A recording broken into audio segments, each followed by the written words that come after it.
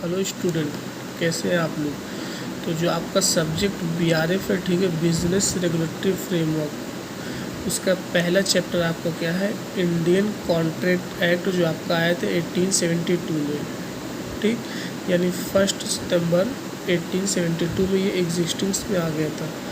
इससे सबसे पहली चीज़ क्या होती है, एग्रीमेंट। तो ध्यान दो स्टूडेंट, एग्रीमेंट के लिए दो चीज़ होती है, ऑफ़र प्लस एक्सेप्टेंस। जैसे एग्जांपल, ए ने बी को ऑफ़र किया और बी ने इस चीज़ क्या किया, एक्सेप्ट के लिए, तो क्या कहलाता है, आपका एग्रीमेंट कहलाता है।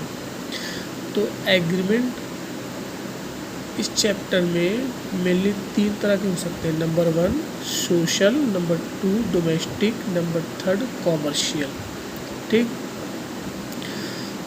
सोशल एग्रीमेंट क्या होता है, यहाँ पे देखो लिखा हुआ कि a social agreement are made between parties and made without the intention of being enforceable and where the contract is a of social nature.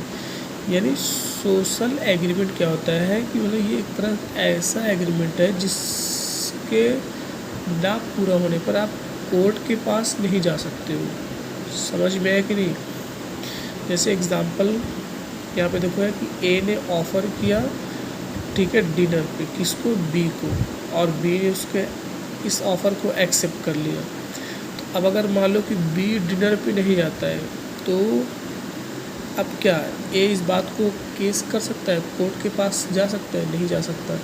या फिर एग्जांपल, मुझे, ठीक है, शहबाज सर को स्टूडेंट ने आज शाम में डिनर पे इनवाइट किया, अगर मैं नहीं जाऊँ तो क्या वो कोर्ट के पास जा सकते हैं, नहीं जाएंगे, ठीक। क्यों, क्योंकि ये मेरा क्या है, सोशल एग्रीमेंट है। क्लियर। दूसरा आता है डोमेस्टिक एग्रीमेंट। अब यहाँ पे तो क्या है, domestic agreement is a made between the family person and is made without an intention to create a relationship and where the contract is of domestic nature. समझ में आया। डोमेस्टिक एग्रीमेंट क्या होता है, जो एक तरह से मेरा फैमिली पर्सन के बीच होता है। समझ में आया। यानी यहाँ भी हम क्या करते हैं, इस बात को भी अगर कोई डिनाई करता है, अपना वादा पूरा नहीं करता है, तो इसको भी हम कोर्ट के पास नहीं ले जा सकते। जैसे example, husband offer promise to a gift gold necklace to his wife, ठीक। एग्जांपल कि शहबाज सर ने अपनी वाइफ को प्रॉमिस किया कि आज शाम में मैं आपके लिए क्या लेके आऊँगा, गोल्ड का नेकलेस लेके आऊँगा, ठीक है। अगर मैं नहीं लेके जाता हूँ उसके लिए, तो क्या वो मेरी वाइफ कोर्ट के पास जाएगी, नहीं जाएगी, ठीक। तो ध्यान दो, सोशल या डोमेस्टिक अगर स्पेसिफिक मेंशन नहीं है, ठीक, तो तब तक हम कोर्ट के पास नहीं ले जा सकते हैं। थर्ड बात आती है कॉमर्शियल की।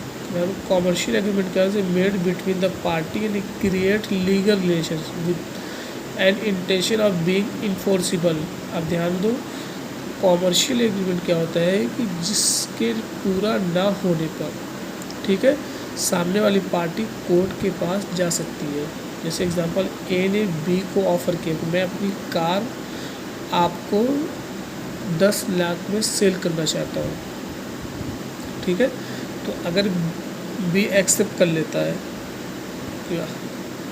ठीक है, मैं एक्सेप्ट कर रहा हूँ। अब अगर कोई एक पार्टी वादा तोड़ती है, एग्रीमेंट जो हुआ है, अगर एग्रीमेंट और ऑफ़र एक्सेप्ट हो गया है, अगर कोई एक भी पार्टी डिनाई करेगी, तो इस बात को हम कोर्ट के पास ले जा सकते हैं। क्यों, क्योंकि कॉमर्शियल एग्रीमेंट में हमेशा किसकी बात हम करते हैं, कंसीडरेशन की बात करते हैं, यानी पैसों की बात करते हैं। अगर आप यहाँ देखें, social agreement, domestic, social agreement क्या था, कोई पैसा तो था नहीं कि ना, कि स्टूडेंट ने शहबाज सर को डिनर में इन्वाइट किया था, क्या कुछ पैसा दिया था या फिर हमने कुछ लिया था, नहीं। डोमेस्टिक में नहीं, ऐसा कुछ नहीं था। लेकिन कॉमर्शियल में क्या होता है, कंसीडरेशन की बात करते हैं। तो अगर सामने वाली पार्टी प्रॉमिस पूरा नहीं करती है, तो इसके पास पूरा राइट होता है कि वो अपनी बात कोर्ट पे ले जा सकता है, ठीक।